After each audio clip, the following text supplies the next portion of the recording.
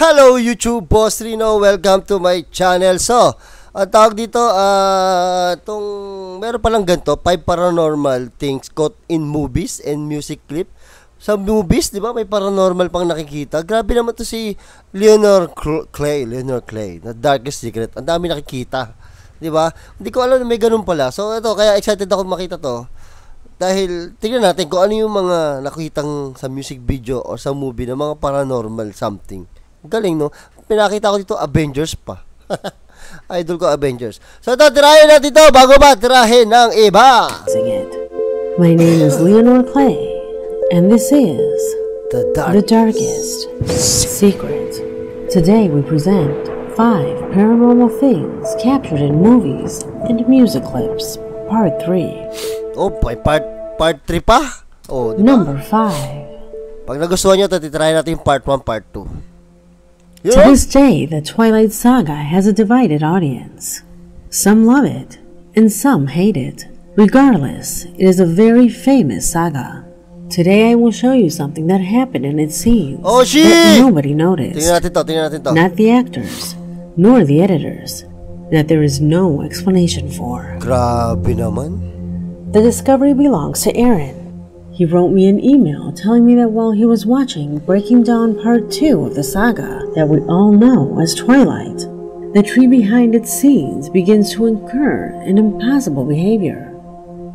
So much so that I have repeated the scene over and over again trying to find an explanation, but nothing seems to make sense of what really happened here. If you haven't seen this movie, I will tell you that it is fantastic. Vampires and wolves are in constant battle over romance interest. Ganda ni Bella, tangina. Despite the vampires and the action, the film has nothing paranormal. And unless a talking tree is part of its story, then this simply escapes its entire context. Judge for yourself. Okay, let's go. But we never put on white hats and called ourselves saints. We were power. Wow! Never put on. Utang inang yan. Ba't may bibig yung yung puno? Nakita niyo ba? Alam niyo, pinanood ko to. Kung ilang beses ko na napanood to, hindi ko napansin yan. Power. But we never put on white hats and called ourselves saints. We were power. But we never put Kita on niyo yung bibig white sa puno? But we never put on white hats and called Utang ina. Can you explain what this is? Grabe. At first, I thought it could be due to the light of the campfire that gives the appearance that it was moving. But if you look at it, the movement is natural. The light from the campfire is not capable of doing this. In fact, when Tyler first sits in that place, that mouth is not seen.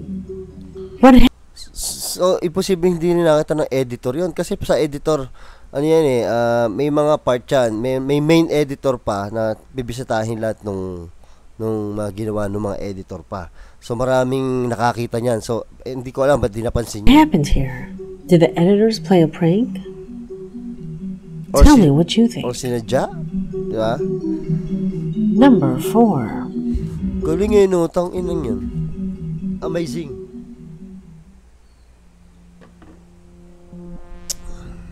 Everything you will see next is strange, even starting from the email that I received. In it, a person asked me anonymously to show a discovery he made in a music clip. The email described everything with such accuracy that I could immediately understand what he was trying to tell me. The event described in this email occurred in the music clip for the song Cool Kids by Smith. This pop song has a happy rhythm. It was a hit, and some time ago, it was a success on radio stations around the world. However, there is something very dark behind its lyrics and the things it shows in its videos. When you look at it for the first time, all you see is a normal music video. People appear reunited and happy, but the worst comes when you reduce the speed of the video and you find yourself with strange and disturbing scenes. There is a moment in the video when played at normal speed, it seems like a light effect. But when you watch it again in slow motion, you realize that the black screen is really the terrifying face of a girl. cool kids, they seem to fit in.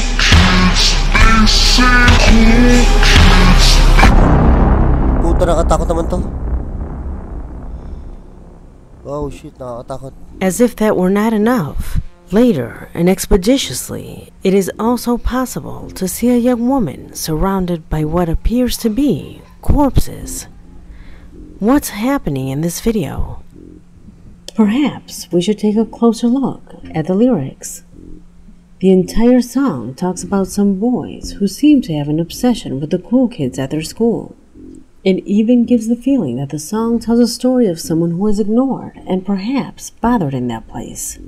This, together with the images, makes us think immediately that it refers to bullying and those tragic incidents involving weapons in the United States. Where there is nothing really paranormal here, the fact that a song as popular and happy as this one contains these subliminal messages gives us chills. Number 3. So walang paranormal na nakita dyan, pero sa lyrics daw. English kasi, putang ina. Magaling siya mag-ano ng kanta. Magaling siya magtanggal ng copyright What you are about to see went unnoticed by many. Those who realize the eventuality try to find a logical explanation surrounding the unexpected, and that is why today it will appear in this video. Radiohead is an alternative rock band, and their videos are very normal. Even in this clip that you're about to see, if it weren't for Carla Vergara, who sent me this email telling me everything, I would have never noticed. This is the music clip for the song All I Need. It's a clip where the band plays the song live. They are in some sort of studio, so it is assumed that there may be more people passing in front of the camera. But what happens here is so strange that it has greatly surprised everyone. See for yourself. Wow! Puta, may dumaang white lady. Kita nyo sa pinto? Boom! Oh shit, nakatingin pala. Nakatingin pala. Putang ina itong mga to.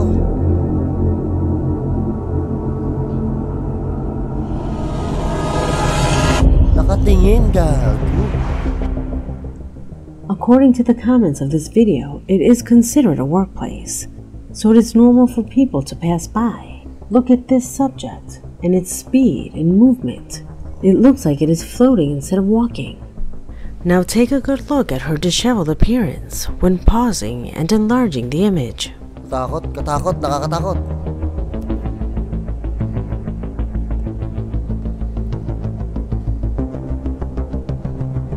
Para naman siya para siyang hindi naglalakad, para siyang naka-skateboard. The next strange thing is that light or defect that occurs after it passes. It is not a person, and when applying light effects and zooming in, it seems to be a child who is fixedly looking inward. Shit! Do you think all this could be normal? Or is it something truly paranormal that was caught accidentally? Leave me your opinions in the comments. Shit. Number 2.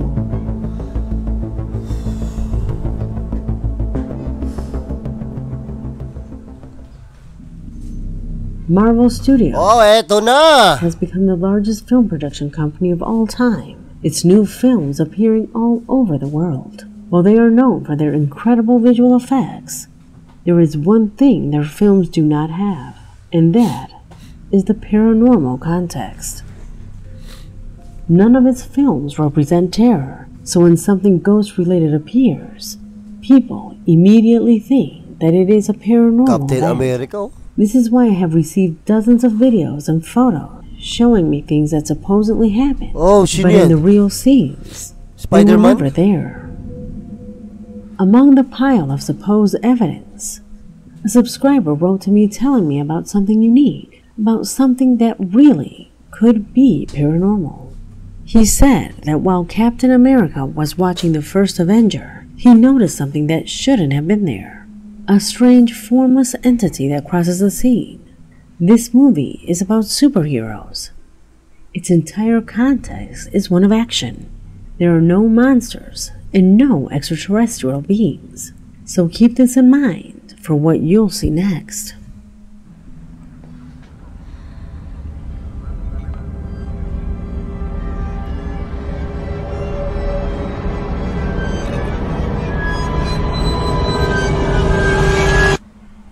Yan, tangina. Kaluluwa.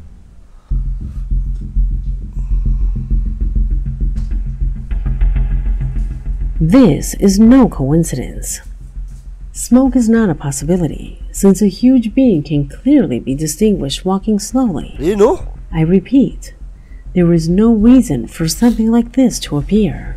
What are the possibilities? Did the editors put that spirit in the scene? For what reason? Marvel does not need that kind of publicity. The brand is already famous enough. Because of how the shot is taken, I can only conclude that it was recorded accidentally. Tsaka hindi naman mapapansin yan eh. Diba? Di naman mapapansin yan eh. Kahit ilagay yan dyan, di naman mapapansin na, Did you notice manonood this? dyan eh. Kaya nga lang natin Number nalaman 1. Diba? Grabe, kahit saan eh, no? Ano kaya ito number 1? Oh, Eminem! The video with which we say goodbye is surprising. 8 Mile is a film that was released in 2002. It is a film that tells a story of the famous rapper Eminem. If you do not know the film, you probably know its main soundtrack. A soundtrack that also won an Oscar.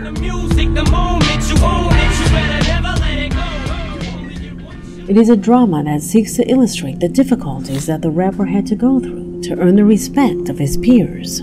As you see, here there is no space for the paranormal, and the exact word to describe what you're about to see is incredible. Oh shit, ito Personally, I have seen this movie a couple of times, and would never have noticed this if it weren't for the email from Jackson. In the email, he tells me when watching the movie 8 Mile, he realized an event that has no explanation. Eminem and the late actress Brittany Murphy are on the scene. Suddenly, and almost unnoticeably, something very fast passes behind the actors. Look for yourself.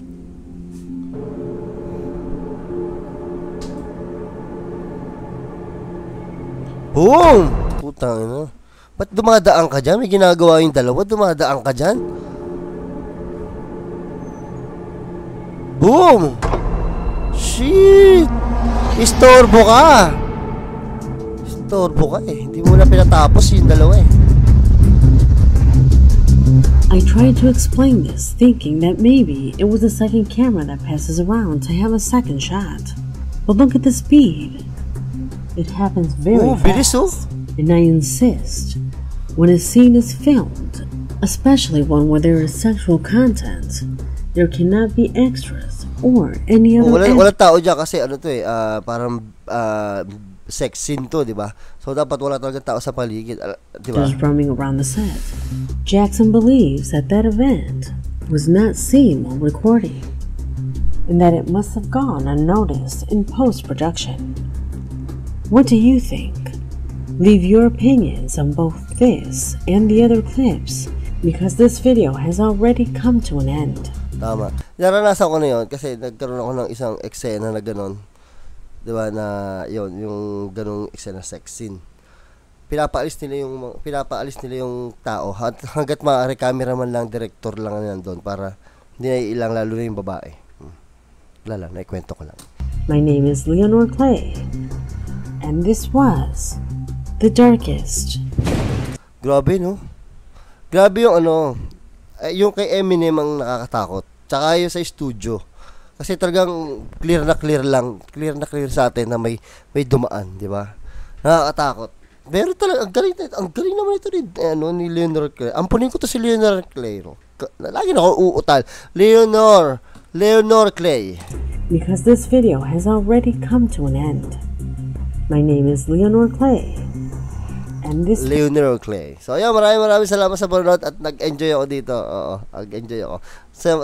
Maraming salamat sa panonood at hanggang sa muli. I came from